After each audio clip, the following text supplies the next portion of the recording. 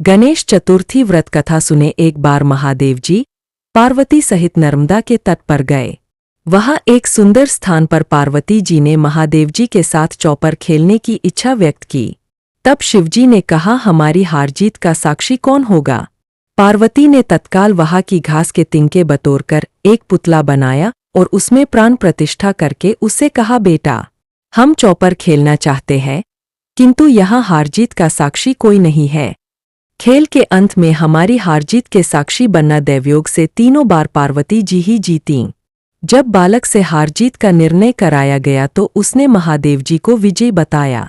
पार्वती जी ने क्रुद्ध होकर उसे एक पांव से लंगड़ा होने और कीचड़ में पड़ा रहकर दुहक भोगने का श्राप दे दिया। बालक ने विनम्रतापूर्वक कहा, माँ, मुझसे अज्ञानवश ऐसा हो गया है, मुझे क्षमा करें तथा शाप से मुक्ति का उपाय बताए। तब माँ को उस पर दया आ गई और वे बोलीं, यहाँ नागकन्याएं गणेश पूजन करने आएंगी, उनके उपदेश से तुम गणेश व्रत करके मुझे प्राप्त करोगे। 1 वर्ष बाद वहां श्रावण में नागकन्याएं गणेश पूजन के लिए आईं। नागकन्याओं ने गणेश व्रत करके उस बालक को भी व्रत की विधि बताई। बालक ने 12 दिन तक श्री गणेश जी का व्रत किया।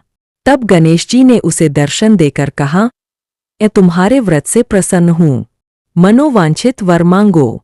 बालक बोला, भगवान, मेरे पाव में इतनी शक्ति दे दो कि मैं कैलाश पर्वत पर अपने माता पिता के पास पहुंच सकूं और वे मुझ पर प्रसन्न हो जाए।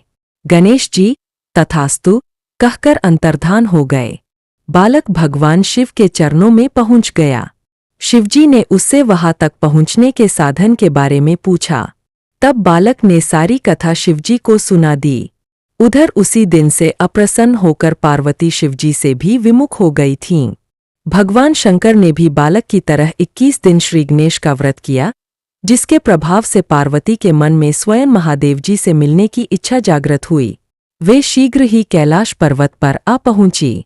वहां पार्वती जी ने शिवजी से पूछा, आपने ऐसा कौन सा उपाय किया जिसके कारण आपके पास भागी भागी आ गई हूँ? शिवजी ने गणेश व्रत का बताया। तब पार्वती जी ने पुत्र कार्तिकेय से मिलने की इच्छा से दूर्वा, पुष्प तथा लड्डुओं से गणेश जी का पूजन किया। कार्तिकेय स्वयं ही पार्वती जी से आ मिले।